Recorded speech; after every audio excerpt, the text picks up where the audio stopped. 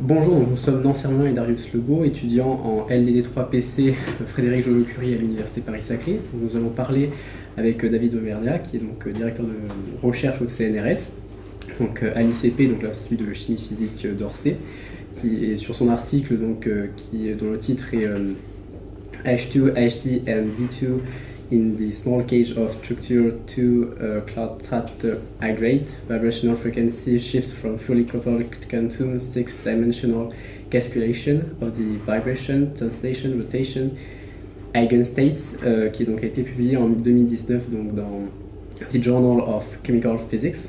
Donc bonjour Monsieur Werner, merci d'avoir accepté l'invitation.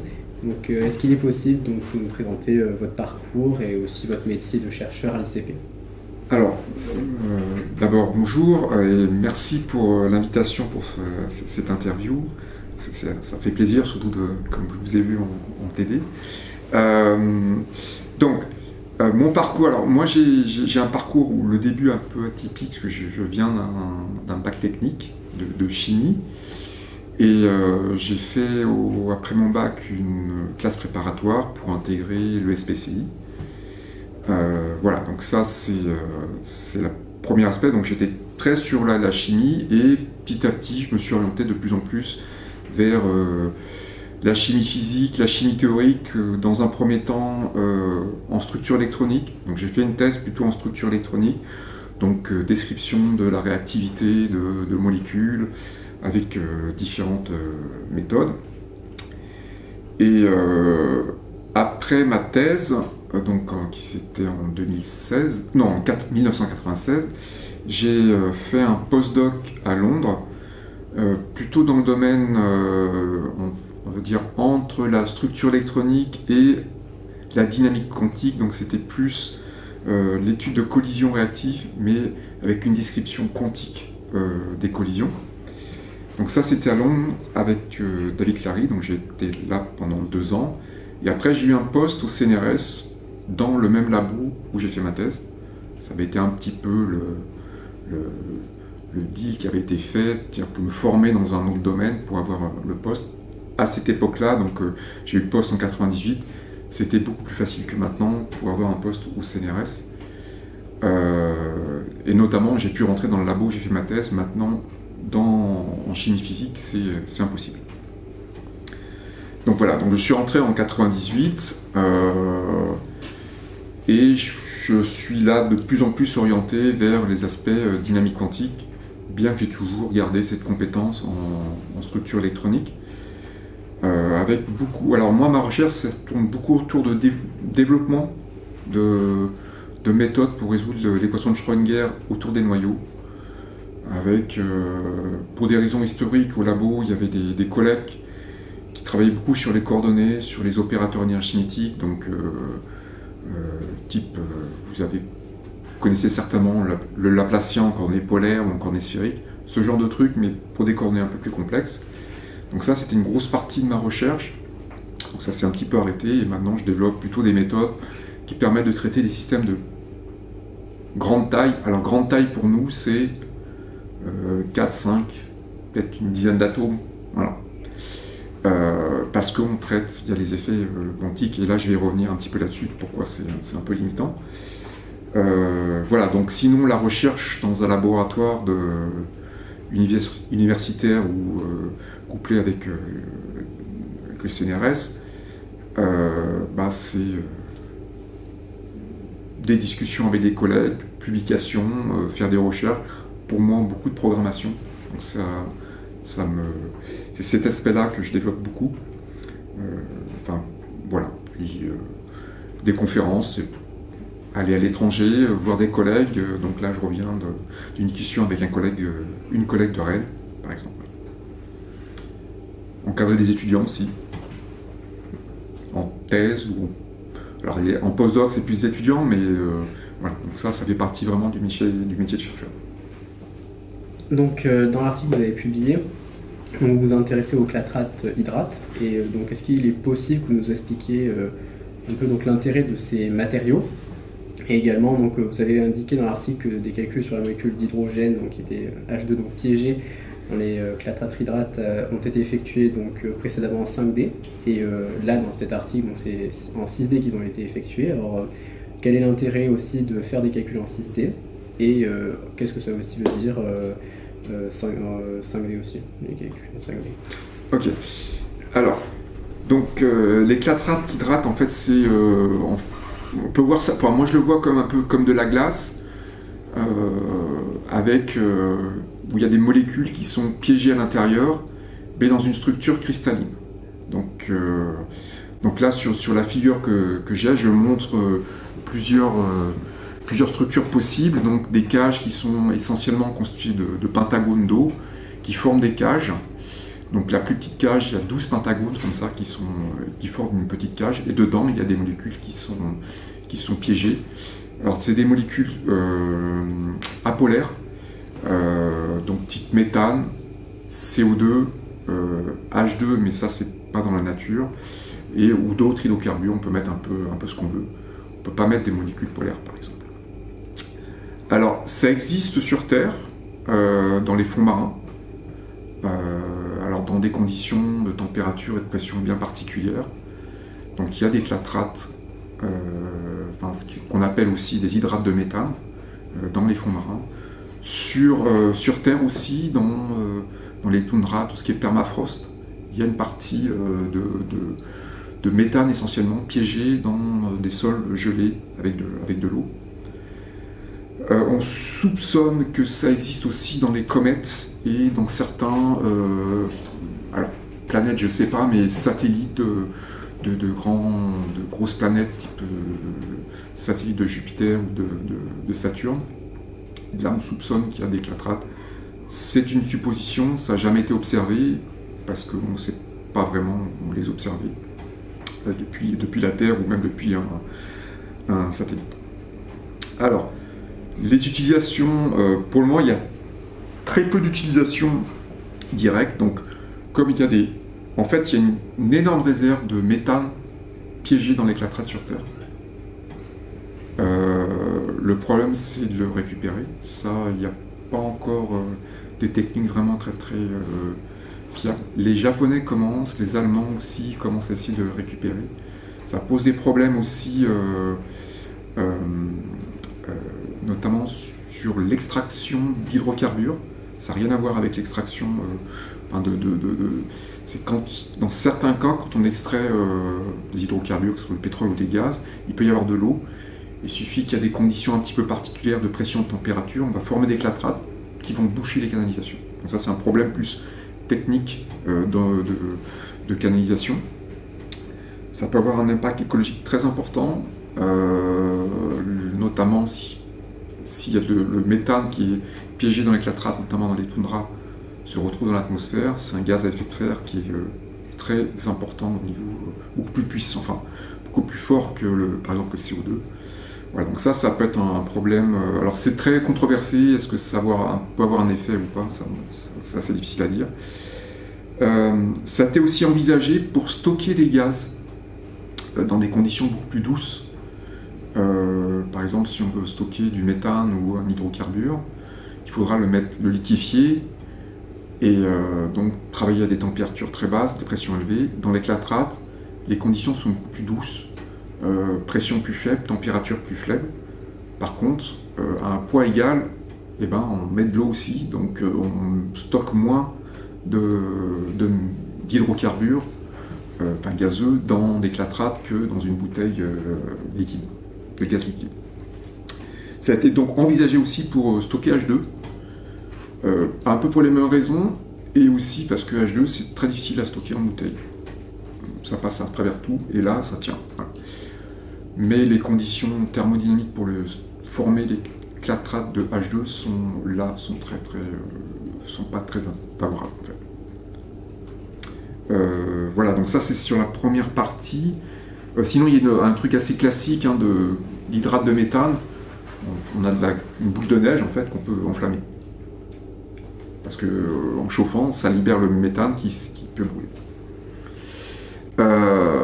Voilà, donc depuis que les gens s'intéressent à ça, il y a énormément d'études, que ce soit expérimentales ou théoriques là-dessus, que ce soit thermodynamique, de stockage de tel ou tel gaz en telle quantité dans les clatrates, spectroscopique, c'est-à-dire quels sont être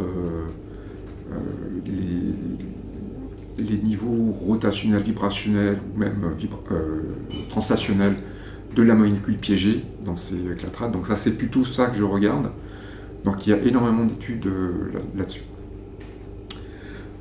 Alors, au niveau de la question sur le... Alors là, sur cette diapo, je présente simplement les deux figures avec des spectres de neutrons qui permettent de mesurer les niveaux de translation et de rotation des molécules piégées dans les clatrates.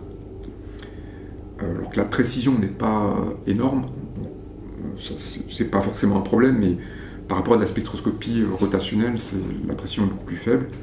Et après, on peut mesurer aussi vraiment la vibration, alors, notamment pour H2, là c'est fait avec du Raman, mais avec d'autres molécules qui vont être en infrarouge relativement facile à observer.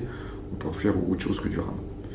Donc voilà, donc ça c'est ce qui est regardé. Donc par exemple, moi ce que j'ai regardé c'est H2 piégé dans un clatrate, et donc il va y avoir des niveaux de translation qui sont bas en énergie, donc de l'ordre d'une centaine de centimètres moins 1. Les trois directions sont pas équivalentes, donc on va avoir quelque chose de non dégénéré. Donc on va avoir trois valeurs de niveau translationnel différents pour les transitions fondamentales. Et pareil pour la rotation. Rotation de H2, les premiers niveaux sont dégénérés, il y en a 3 qui sont dégénérés. Ici, on a toujours 3 niveaux, mais ils ne sont pas dégénérés. Et après, si on augmente encore, donc pour aller vers le H2, donc para, on va avoir 5 niveaux non dégénérés. Donc ça, c'est lié au fait que la cage, elle n'est pas sphérique. Alors ça, c'est quand on parle de 5D, c'est vraiment ça, c'est associé à ces niveaux-là, donc translation, rotation. Et après, il y a les niveaux de vibration qui sont mesurés, et donc là, ça permet de visualiser un petit peu l'interaction, si elle est forte ou faible avec la cage, donc les molécules d'eau. Et donc, ce qu'on a souvent, on note ça comme un shift, un déplacement vibrationnel, donc vibrationnel shift, qui est de l'ordre d'une trentaine de centimètres. Donc, c'est des valeurs qui sont faibles, mais qu'on arrive à reproduire. Et donc, quand on va jusqu'à la vibration, là, on parle de calcul 6D, puisqu'il y a 6 degrés de liberté. 3 translations, 2 rotations et une vibration. Donc, c'est H2, il a 3 coordonnées, enfin, chaque atome d'hydrogène a 3 coordonnées, donc il y a 6 coordonnées, donc ça fait 6 degrés de liberté. Voilà pour cet aspect-là. Aussi, pourquoi on fait des distinctions entre 5D et 6D? Expérimentalement, c'est mesuré différemment. Les niveaux de translation, rotation, c'est par des neutrons, donc d'expérience, et là, en l'occurrence, pour la vibration, c'est du Raman. Donc, c'est des techniques différentes. Et après, il y a des problèmes plus techniques, numériques, qui fait que la vibration était quand même plus compliquée à obtenir, et ça, je vais en discuter par la suite. Donc, en effet, nous avons abordé donc, les techniques de calcul que vous avez pu donc, réaliser dans cet article, et donc dans l'hamiltonien qui est donc donné dans l'équation 2 de l'article et aussi donc, qui est affiché. Donc on reconnaît bien donc, les termes d'énergie cinétique, mais donc, le potentiel d'interaction entre la molécule de H2 et la cage en fait, n'est pas expliqué. Alors on va, si c'est possible, de donner une raison sur le fait qu'il n'a pas été affiché. Et d'autre part aussi, est-ce qu'il est possible d'expliquer brièvement aussi pour un public non initié les techniques de calcul que vous avez pu utiliser dans l'article? D'accord. Alors, pour la partie hamiltonienne, donc la partie énergie cinétique, donc là, elle est affichée parce qu'elle est relativement simple. En fait, c'est tout simplement l'énergie cinétique d'une molécule de H2, enfin d'une diatomique, qui est relativement simple. Et généralement, on rajoute la translation, parce que généralement, la translation est rarement mise. Le potentiel est plus compliqué, alors je vais essayer d'expliquer pourquoi. Alors dans l'article, on décrit le potentiel mais sans donner les équations. Et en fait, parce que c'est impossible de donner les équations. Mais je vais expliquer un petit peu comment ça fonctionne. Donc formellement, ici, le potentiel, il dépend de 6 degrés de liberté qui sont couplés, donc les 3 translations, les deux angles de rotation, donc sphérique, et la distance HH. Et normalement, si on voulait faire les choses complètement quantiques, il faudrait faire un calcul, par exemple dans le cadre de l'approximation de Born-Oppenheimer, de structure électronique. Et donc ça dépend des électrons, de tous les électrons du système. Donc les électrons de H2 et les électrons de toutes les molécules d'eau. Donc dans nos clatrages, là on va dire, la première couche, il y a 20 molécules d'eau. Et donc ça veut dire un nombre d'électrons vraiment important. Et si on veut avoir un potentiel relativement précis, c'est pratiquement impossible de l'obtenir de façon simple.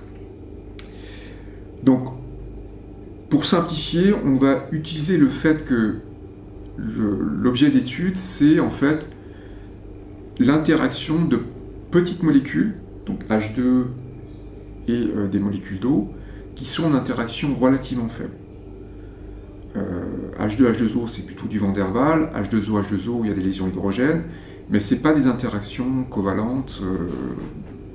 Donc on va utiliser ce fait pour décomposer le potentiel en une somme de contributions à ce qu'on appelle un N-corps. Et en fait, ce qu'on appelle un corps, c'est en fait une molécule, ou ça pourrait être un atome si on avait des atomes piégés, par exemple, dans ce clatrate. Et donc, par exemple, si on prend un exemple, je vais prendre un système composé de 4 corps, donc 4 molécules, et qui vont être décrits par des coordonnées que je vais appeler x1, x2, x3, x4. Donc, il va y avoir plusieurs termes, des termes à un corps, qui vont correspondre au potentiel de chacune des molécules isolées. Donc, par exemple, pour H2, c'est simplement le potentiel de la molécule de H2, donc en fonction qui va dépendre de la distance HH. Et pour la molécule d'eau, ça sera des deux distances OH et de l'angle de pliage.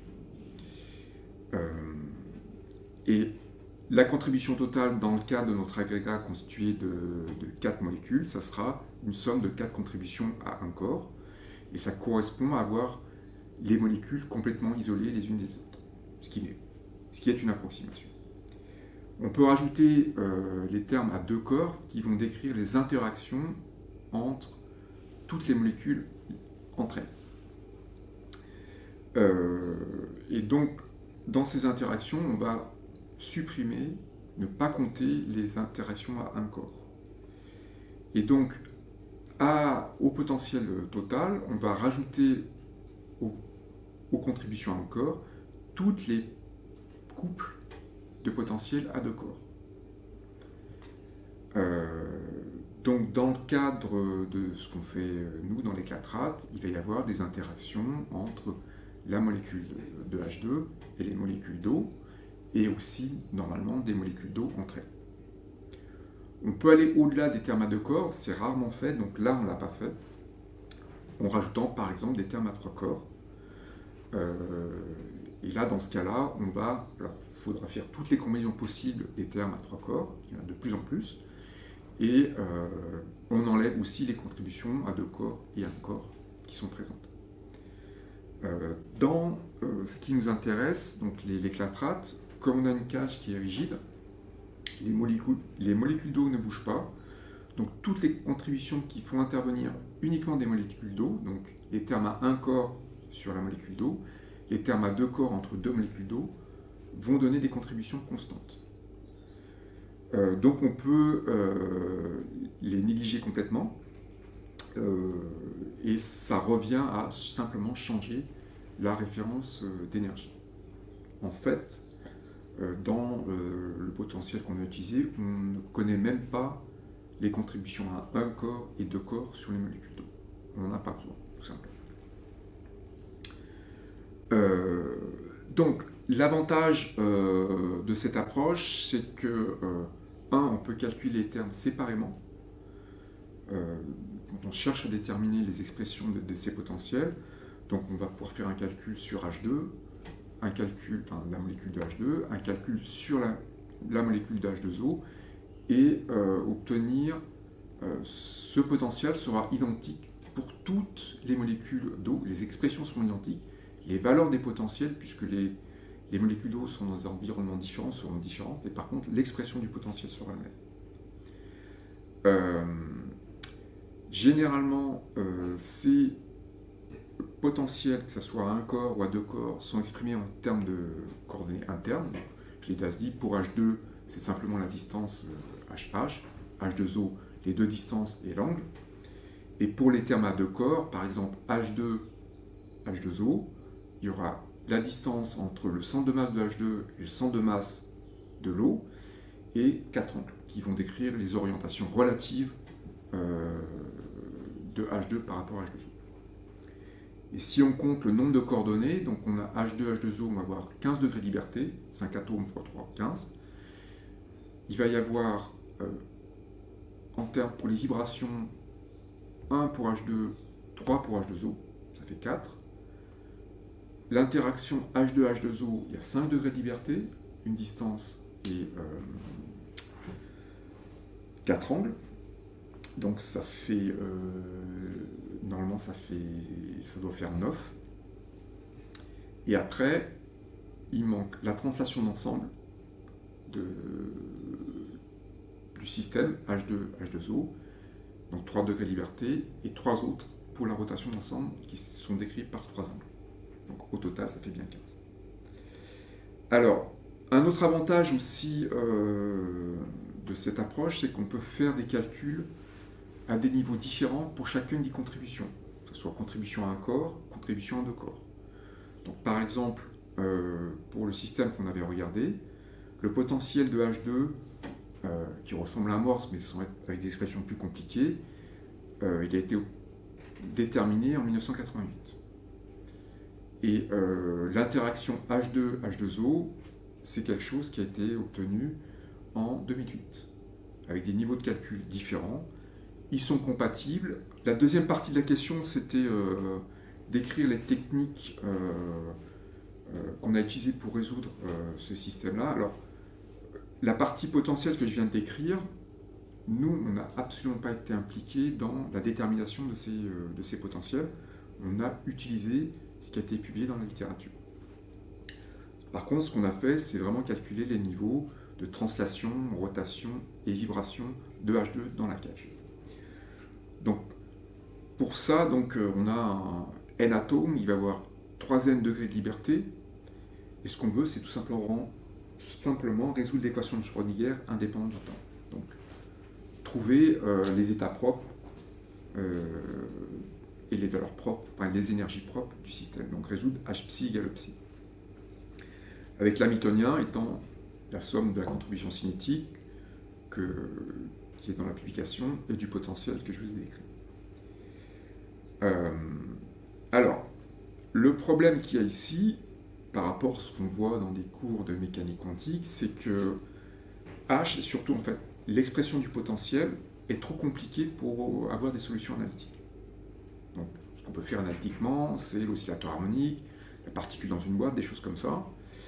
Là, c'est tellement compliqué, le potentiel est tellement compliqué qu'on ne présente pas les expressions. Et bon, mais on cherche à résoudre numériquement de trouver les fonctions propres de l'Hamilton. Donc tout ça sert numériquement. Donc la première chose, et ça je vais y revenir, on va faire un développement sur une base qui va être de taille finie de la fonction d'onde de l'hamiltonien. On va utiliser des intégrations numériques, donc pour calculer par exemple des éléments de matrice. Et pour diagonaliser, on va aussi utiliser des procédures numériques. Donc on fait quasiment rien à la main. Donc je vais juste revenir sur les problèmes de la représentation de la fonction d'onde. Donc ce que je vous ai dit, c'est que elle est développée sur une base. Alors typiquement les bases qu'on va utiliser, notamment celles qu'on a utilisées ici, l'oscillateur harmonique et les bases d'harmonique sphérique. Donc en une dimension, la fonction d'onde sera décrite comme une somme des contributions sur chacune des fonctions de base. Donc si on prend l'oscillateur harmonique, si on met 10 fonctions de base d'oscillateur harmonique, il y aura une somme pondérée avec un coefficient de ces fonctions de base. Et quand on cherche à résoudre l'équation de Schrödinger, maintenant ça revient à déterminer la valeur de ces coefficients. Et aussi l'énergie associée. Et ce qu'on va faire, pour ça, on va représenter l'hamiltonien dans cette base. Donc on va calculer des éléments de matrice entre les différentes fonctions de base. Alors, on peut utiliser la notation bracket, mais aussi une notation, tout simplement, c'est une intégrale. Voilà. Et comme je l'ai déjà dit, les intégrales sont faites numériquement. Donc en gros, numériquement, en termes d'intégrale, eh ben, on va avoir une grille. On va représenter ce qu'on va intégrer sur des points de grille et on va sommer type Simpson, même rectangle, ça marche. On peut faire un peu ce qu'on veut. Et après, il suffit de diagonaliser la matrice par des procédures numériques moi, j'ai jamais développé de procédure numérique de diagonalisation. C'est pas tout à fait vrai. Alors maintenant, donc là, en une dimension, c'est relativement facile. Hein. Si on est en 2 dimensions, ça veut dire 2 coordonnées. Donc on va avoir généralement 2 bases.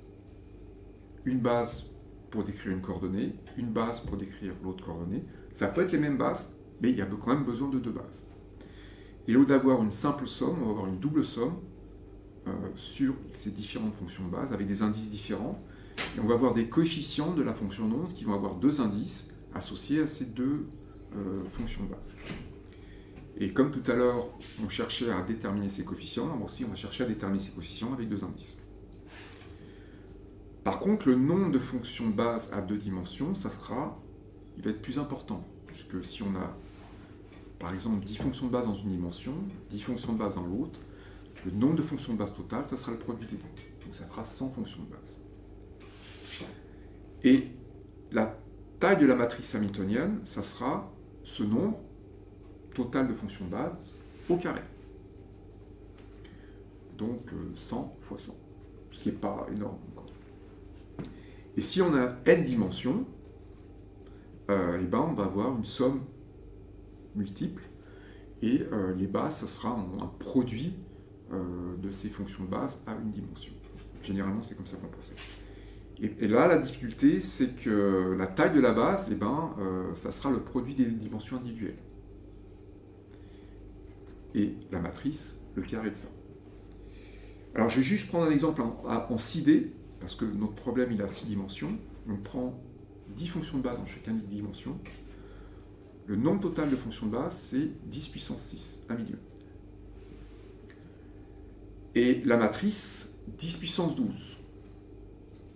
Alors si on regarde à quoi ça correspond en termes de mémoire, généralement on travaille en double précision.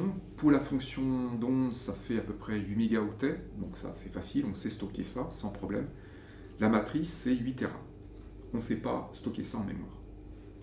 En disque, c'est déjà compliqué.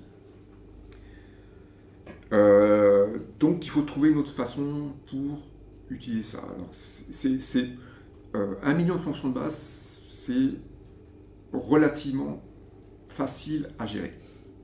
Donc, dans la littérature, il a été mentionné que justement, les calculs 6D étaient en fait beaucoup trop lourds, mais au final, ce qu'on peut lire dans cet article, il semble qu'ils sont faisables, donc ce qui est possible de développer ce point-là. Ouais. Alors, donc, comme je l'ai dit, si on est à 6 degrés de liberté, la taille de la matrice à diagonaliser, ça sera l'ordre du million.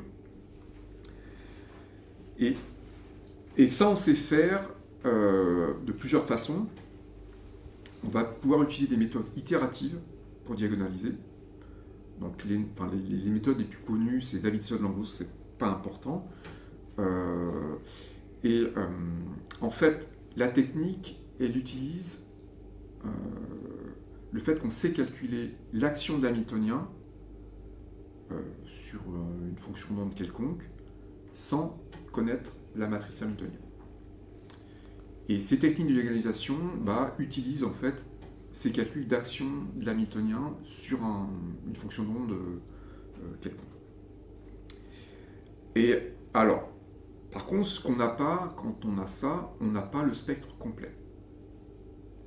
Parce que si on voulait le spectre complet, il y aurait 1 million de valeurs propres, et surtout 1 million de vecteurs propres. Et les vecteurs propres, la taille des vecteurs propres, c'est la taille de la matrice. Et ça, on sait qu'on ne peut pas le faire. Donc on va avoir une portion restreinte du spectre. Généralement, pour nous, ce qui nous intéresse, c'est la partie basse du spectre.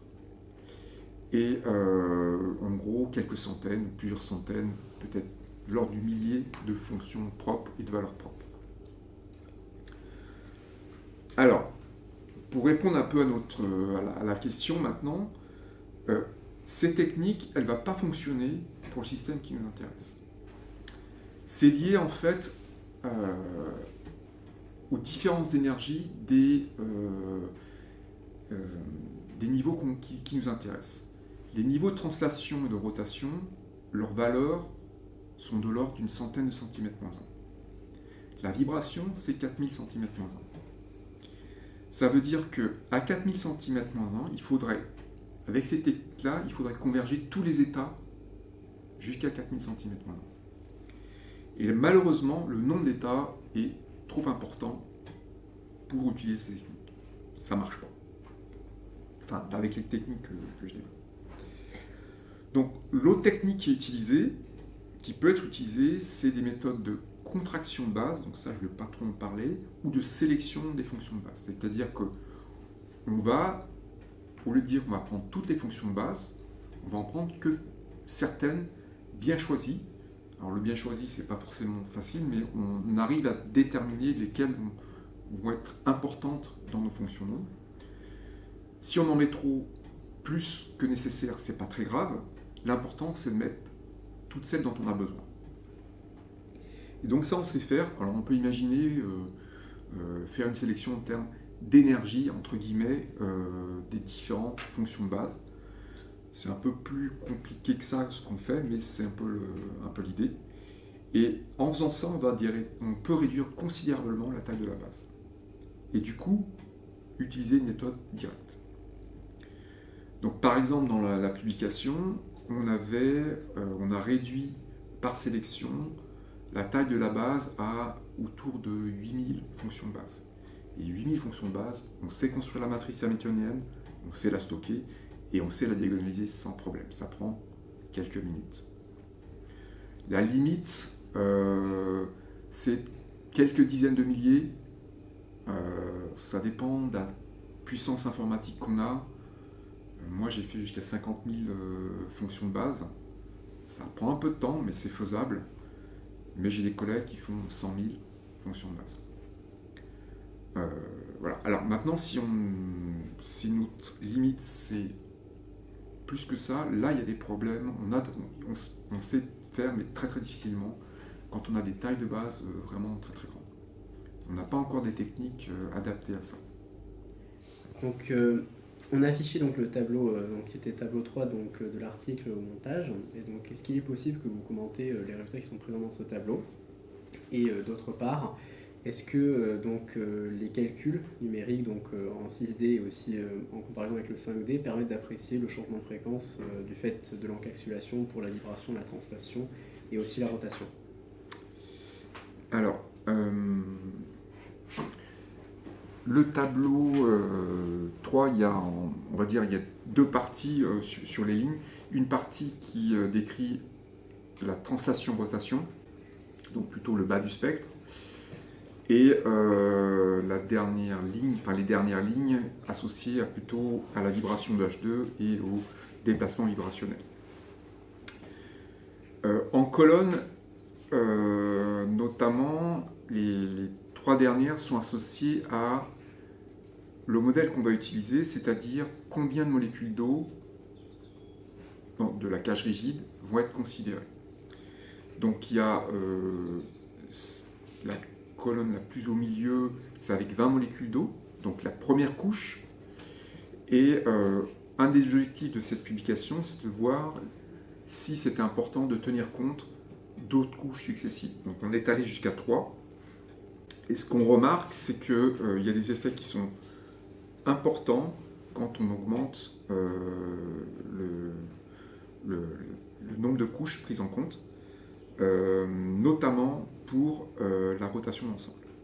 On a des écarts de l'ordre d'une dizaine de centimètres par an, ce qui est ce qui est faible mais conséquent compte tenu des valeurs de fréquence qui sont autour d'une centaine de centimètres par an. Pour la translation, ça ne bouge pas trop. Alors, l'accord avec les valeurs expérimentales sont pas exceptionnels, mais là c'est lié au modèle, c'est-à-dire on n'a pas un modèle parfait, c'est-à-dire bien que le potentiel ab initio soit de très bonne qualité, donc ça a été testé vraiment dans des situations H2, H2O, donc vraiment simplement une molécule d'eau, une molécule de H2. Là, il manque tout simplement des effets à 3 corps ou à n corps. Les molécules d'eau sont rigides, donc on n'est pas dans des conditions qui permettent de modéliser exactement ce qui se fait expérimentalement. Mais un des objectifs vraiment, c'était vraiment de cette publication, la partie déplacement vibrationnel, donc calculer les états vibrationnels de H2. Donc expérimentalement, cette valeur, elle va dépendre un petit peu des conditions expérimentales, notamment en fonction de la température. Donc là, ça va de moins 34 à moins 37, donc l'écart n'est pas très important entre ces deux valeurs, mais c'est quand même notable. Et donc pourquoi moins? Parce que la fréquence vibrationnelle de H2 dans la cage est plus basse que celle de H2 isolé. Et nos résultats, ils sont très peu sensibles au nombre de couches prises en compte, au nombre de molécules d'eau prises en compte, puisque ça varie de moins 40,2 à 41,9, donc 42. Donc un écart de 2 cm-1, c'est tout à fait raisonnable. Donc on surestime un petit peu le déplacement vibrationnel, mais c'est tout à fait raisonnable. Alors, par rapport au... et ça, c'est lié, le fait que ce soit bon, c'est lié à vraiment la qualité du potentiel. Par rapport aux calculs scindés qui sont mentionnés, notamment entre parenthèses ici, alors c'est des 5D parce que formellement, ça revient à faire 2 calculs à 5 dimensions, mais c'est en gros, c'est une façon, je dirais, un peu astucieuse de faire ces calculs. Donc c'était une publication précédente où on va faire c'est comme si on met une séparation de type Born-Oppenheimer, mais entre la vibration de H2, qui est beaucoup plus élevée, que les mouvements de translation-rotation. C'est comme dans la séparation Born-Oppenheimer, les électrons, entre guillemets, ils bougent plus vite que les noyaux, donc on va séparer les mouvements des deux. Et là, ce qu'on fait, c'est à peu près ça. Donc ça va revenir à faire 2 calculs à 5 dimensions, qui vont nous permettre d'obtenir directement le shift vibrationnel. Ça permet, dans ce cas-là, de contourner la difficulté qu'on avait eue précédemment en CID, puisque on ne fait aucun calcul avec une densité d'état élevée autour de 4000 cm. On n'a pas cette information-là. On calcule directement le déplacement sans calculer la vibration de H2. Donc c'est une alternative.